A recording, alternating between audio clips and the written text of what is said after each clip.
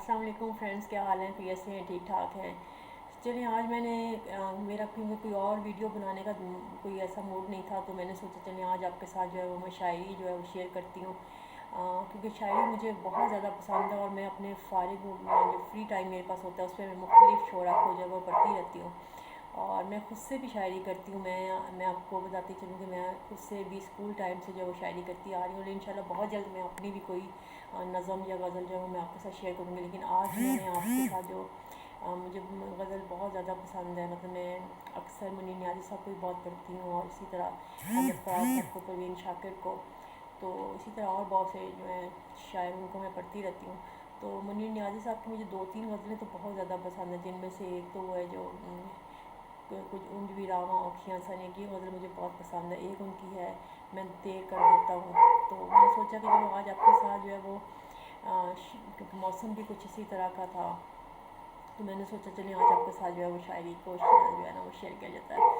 تو پوئٹری ویسے بھی خوبصورت جو ہے وہ ایکسپریشن ہے، کیونکہ جب آپ کو اپنے کسی جذبات کا، اپنے احساسات کا اظہار کرنا ہوتا ہے تو آپ کو پوئٹری کی زبان میں کرتی ہوں۔ جتنا خوبصورت اظہار میں سمجھتی ہوں کہ جتنا خوبصورت اظہار آپ پوئٹری کی زبان میں کر سکتے ہیں کسی میں نہیں کر سکتے ہیں۔ تو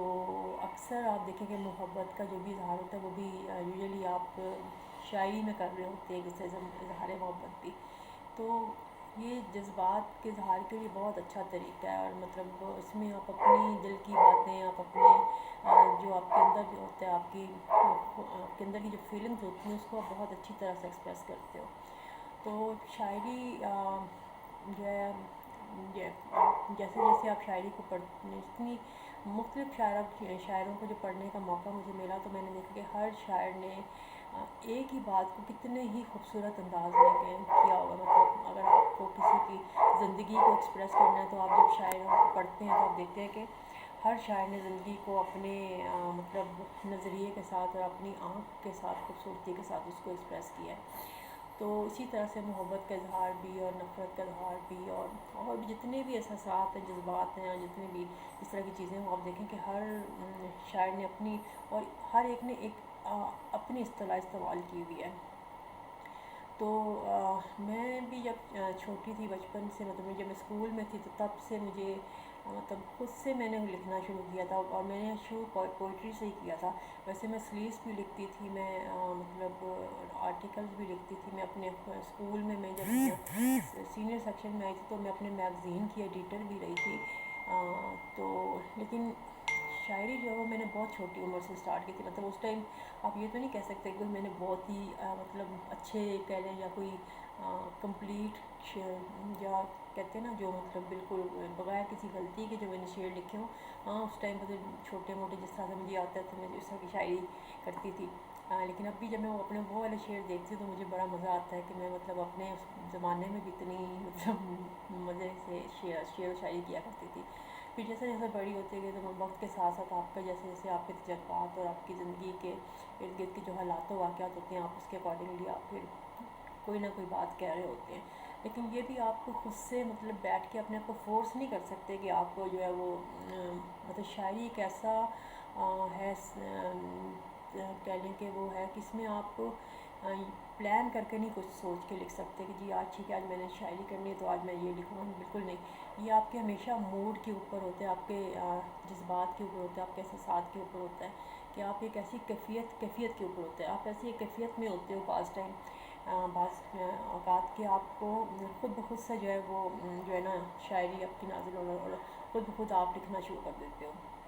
میرے ساتھ تو ویسے اکثر یہی ہوتا ہے کہ میں بعض ٹائم میرا ایسا کوئی ہوتا ہے موڈ، یا اس طرح کا کوئی مطلب سرکمسٹانسز اس طرح کے ہوتے ہیں کہ میں خود سے جو ہے نا وہ لکھنا شروع کر دیتی ہوں، اور میری زیادہ تر جو مطلب پوئٹری ہے وہ اسی طرح کی ہے، مطلب بائی فورس والی، یا آپ کو خود سے سوچ کر تو آپ شاعری میں نہیں سمجھتی کہ آپ شاعری کر سکتے ہو۔ شاعری وہی ہے جو آپ اچانک سے آپ کے نازل ہوتی ہے۔ تو اسی طرح سے پھر میں نے مطلب میں نے آہستہ آہستہ جو ہے جتنے ہمارے نامور قسم کے جو پوئٹس ہیں میں نے ان کو پڑھنا شروع کیا، جیسے میں نے پروین شاکر کو میں نے بتایا آپ کو، میں نے پڑھا منیر نیازی صاحب کو پڑھا، احمد فراز صاحب کو پڑھا، اس کے علاوہ بھی اور بہت سے شاعرین کو میں نے پڑھا۔ تو مجھے مطلب ان کی شاعری پڑھ کر بھی میں نے بہت کچھ سیکھا، بلکہ مجھے یاد ہے کالج میں جب پڑھتی تھی تو ایک ہمارا ایونٹ ہوا، اس میں مشاعرہ ہوا، تو اس میں منیر نیازی صاحب کو بلایا گیا، تو اس میں میں نے مطلب مجھے کالج کی طرف سے میں نے ویسی ایک مطلب غزل جو ہے وہ میں نے پڑھی۔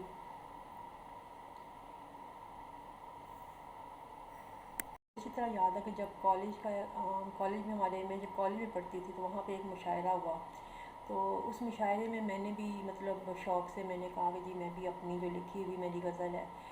وہ میری دوسری یا تیسری غزل ہوگی، اس ٹائم میں نے لکھی تھی، ویسے ادروائز میں نظم میں یا چھوٹے چھوٹے شعر مطلب 2 4 اس طرح سے کرتی ہوتی تھی، تو میں نے کہا میں نے بھی پڑھنی ہے غزل، تو میں نے وہ غزل پڑھی، تو مجھے یاد ہے وہاں پہ جتنے بھی مطلب جو نامور شاعر آئے ہوئے تھے انہوں نے مجھے بہت اپریشیٹ کیا، بڑا انکریج کیا، اور انہوں نے مجھے کہا کہ بیٹا اگر آپ اس کو صحیح طرح سے تھوڑی سی اور اس میں ایفرٹ کرو تو آپ ایک اچھی شاعری کر سکتی ہو، تو وہاں سے مجھے بہت انکریجمنٹ ملی، اور پھر میں نے اس کو کافی اس پہ محنت کرنا شروع کیا، میں نے لکھنا شروع کیا، کیونکہ میری کوئی باقاعدہ کتاب تو نہیں ہے، لیکن میں نے اتنی شاعری کی ہے کہ میں کسی وقت اس کو انشاءاللہ ٹائم ملا تو اس کو پبلش کروں گی۔ تو آج میں نے کیونکہ جیسے میں نے اسٹارٹ میں بتایا کہ میرا کوئی موڈ نہیں تھا کچھ دوسری طرح کی ویڈیوز کرنے کا، تو میں نے سوچا کہ چلیں آج میں اپنے فرینڈس کے ساتھ، ویورز کے ساتھ، اپنے دیکھنے والوں کے ساتھ، سننے والوں کے ساتھ میں جو ہے منیر نیازی صاحب کی ایک غزل جو ہے وہ شیئر کرتی ہوں۔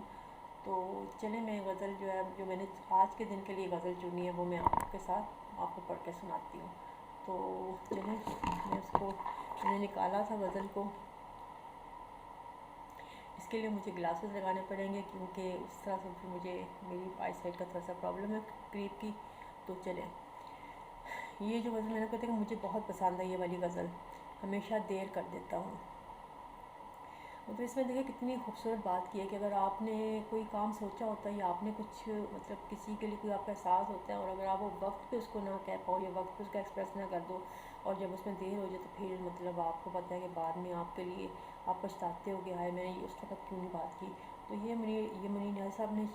شاید اسی دیر کو سوچتے ہوئے جو ہے یہ غزل لکھی تھی شاید، تو یہ میں آپ کو پڑھ کے سناتی ہوں، کتنی خوبصورت ہے، آپ بھی سنیے۔ ہمیشہ دیر کر دیتا ہوں، ہمیشہ دیر کر دیتا ہوں میں ہر کام کرنے میں، ضروری بات کہنی ہو، کوئی وعدہ نبھانا ہو، اسے آواز دینی ہو، اسے واپس بلانا ہو، ہمیشہ دیر کر دیتا ہوں، مدد کرنی ہو اس کی یا یار کی ڈھارس بندھانا ہو،